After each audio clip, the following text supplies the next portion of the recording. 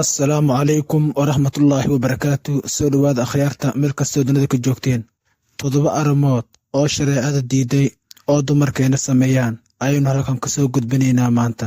Muuqaalkaani sheer garay saaxiibadaada la wadaag. Qodobka 1, xirashada dhar aan awrada qarinaynin. Dumarkeena maanta way ku bateen xirashada dhar aan awrada qarinaynin. Gabadhu waxaa looga baahan yahay inay awradeeda qariso. Ilaahay subxaanahu wa tacaala gabdhaheen wuu sharfay. Waxaa laga rabaa gabadha inay ogaato sharafta Ilaahay subxaanahu wa tacaala u sameeyey iyo sharafta rasuulkeena Muhammad sallallahu alayhi wasallam gabdhaha u sameeyey. Waxaa laga rabaa gabadha inay ku dadaasho inay xirato dharka adag. Waxaa loo baahan yahay gabdhaheena inay iska daayaan dharka awradooda muujinay. Haddii qofka awradiisa la arko wax u qarsan ma jiraanba, inay qodobkaani iska ilaaliyaan. Qodobka 2, dhaxalka ragga ajnabiga ah. Waxaa la rabaa in laga fogaado ragga ajnabiga ah. Gabadha waxaa laga rabaa inay iska ilaaliso inay dhaxgasho ragga, sidoo kalena ay u samayso waxyaabaha ragga soo jiidan kara. Waxyaabaha ragga soo jiidan kara waxaa ka mid ah hadalka jilicsan. Waxaa la rabaa gabadha ninkeeda keliya inay isku muujiso oo hadal wanaagsan oo jiidasho leh kula hadasho, balse mid yaar suuga wadada taagan gabadha inaysan hadal wanaagsan oo soo jiidasho leh kula hadasho dhibay u keena. Marka waxaa laga rabaa inay gabdhaha iska daayaan dhaxalka ragga ajnabiga ah. Gabdhaha hadday ilaalsamaan raggana way ilaalsamayaan, balse haddii gabdhaha nimanka dhaxalkooda badiyaan, tataabashadooda badiyaan, waxaa meesha imaanaya shaydaan. Almaha waaba lagu faanaaba. Gabadha laamada ayay waxay gacanta ku qabsanaysaa ninka. Waxa u malaysaa inay yihiin horol aynta Ilaahay subxaanahu wa tacaala quraankiisa ku sheegay. Walaalayaal, adduunkani haddii aad is ilaalisid, aakhirana Ilaahay subxaanahu wa tacaala agtiisa ajir ayaad ka helaysaa. Darajo aad u saraysan waad ka gaaraysaa. Marka isku day inaadan ragga ajnabiga aadan dhexgalin. Qodobka 3, timaha oo timo kale lagu dheereeyo. Aadadan sanadihii dambe way soo badatay. Timaha oo timo kale lagu dheereeyo shareecada islaamku waa ka mamnuuc. Gabadha Ilaahay subxaanahu wa tacaala timihii siiyey ayaa ku filan. Timo kale oo dheeri ah uma baahano. Ilaahay subxaanahu wa tacaala bini aadamka aad ayuu u jecel yahay, aadna waa u karaameeyey. Marka waxaa laga rabaa inaad karaamada Ilaahay subxaanahu wa tacaala aad xasuusnaatid. Ilaahay quraankiisa wuxuu ku leeyahay walaqad karramnaa bani aadam, waynu karaameynay bani aadamka. Waxaa laga rabaa inaad ogaatid karaamada Ilaahay subxaanahu wa tacaala ku karaameeyey. Haddii aadan ku qanacsanayn sida Ilaahay subxaanahu wa tacaala ku abuuray, dhibaatadeeda ayay leedahay. Timihii Ilaahay subxaanahu wa tacaala ku siiyey ayaa kugu filan. Qaar waxaad arkaysaa waxay leeyihiin timahan inaan jilciyo ayaa rabaa.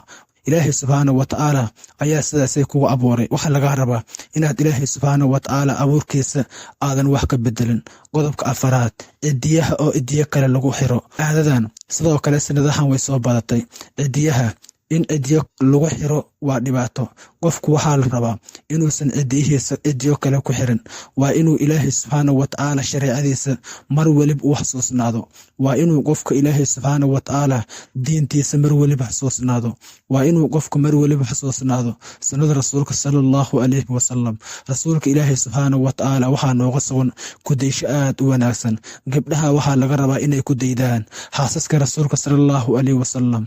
Gabdhihii wanaagsanaa ee joogay waqtiga rasuulka sallallahu alayhi wasallam, balse gabdhaheena maanta waxay ku daydaan gabdhaha reer galbeedka.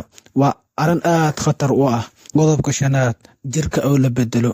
Dumarkeena maanta way ku bateen caqabadaani. Waxaa loo baahan yahay inaynu mar waliba Ilaahay subxaanahu wa tacaala diintiisa xasuusnaano. Shaydaan markuu Ilaahay subxaanahu wa tacaala balanta la galay wuxuu dhahay wala udillannahum wala umanniyannahum wala aamurannahum fala yubattikunna aadaana al-an'aam wala aamurannahum fala yughayyirunna khalqa Allah. wuxuu leeyahay markuu Ilaahay subxaanahu wa tacaala waxyaabihii dadkan kulumin lahaa u soo sheegay, wuxuu ku soo daray shaydaan waxaan amari doonaa inay khalqiga Ilaahay subxaanahu wa tacaala bedelaan. Marka waxaad dareemayseen inuu shaydaan maanta aad u shaqaystay. Walaalayaal, aynu iska ilaalino jirkeena inaynu bedelno. Gabdhaha waxaa laga rabaa inay quruxda Ilaahay subxaanahu wa tacaala siiyey ku qancaan. ay iska ilaaliyaan inay is-addeeyaan. Gabadha markay tahay gabar dabiici ah sidii Ilaahay subxaanahu wa tacaala ku uumay ah, gabadhaasay waxay gaaraysaa darajo aad u saraysa. gabadhu waxaa laga rabaa inay isku kalsoonaato. kalsoonidu waa shay aad muhiim u ah. gabdho qaara waxay leeyihiin anigu waxaan imaaday magaalo, waxaan rabaa inaan caddaan noqdo. caddaan Ilaahay subxaanahu wa tacaala ku siin heli maysid. waxaa lagaa rabaa inaad ku dadaashid diinteena ma'aan, inaad mar weliba xasuusnaatid shareecada islaamka. shareecada islaamka waa lafdhabarta nolosheena. qofkii hadduusan shareecada islaamka ku dhaqmin, adduunkan wuxuu ku jiraya cariiri. aakhirana Ilaahay subxaanahu wa tacaala agtiisa waxa u yaalo dhibaatooyin aad u weyn. walaalayaal, aynu naar iska ilaalino. ilaahay subxaanahu wa tacaala wuxuu dhahay faman zuxziha can innaar wa udkhila aljanna faqad faaz.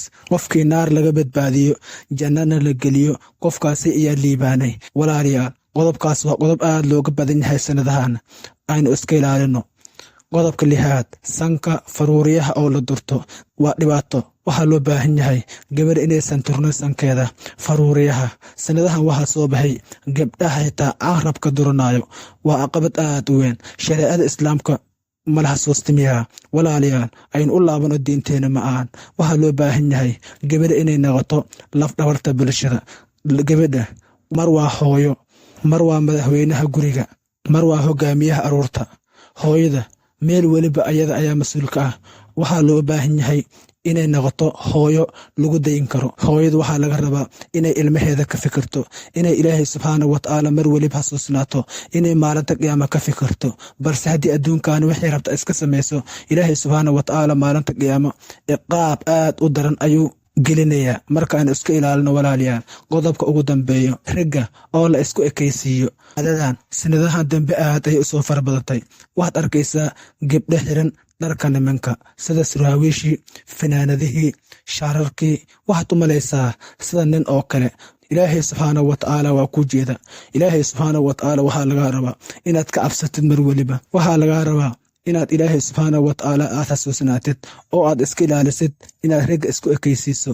ilaahay subxaanahu wa tacaala in badan xasuusnaaw. haddii aad noqotid qofkaasay, adduunkan waa guulaysanaysaa, aakhirana waad guulaysanaysaa.